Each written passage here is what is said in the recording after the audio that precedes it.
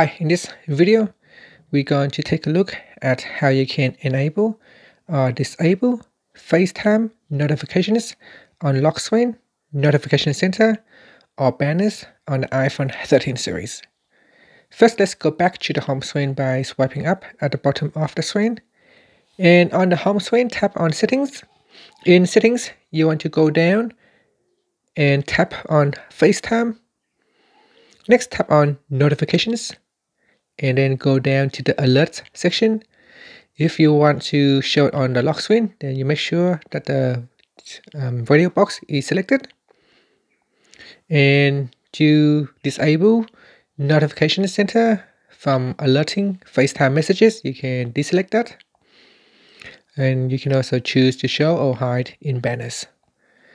So that's how you can turn on or turn off FaceTime notifications in the alerts section for lock screen, notification center, or banners.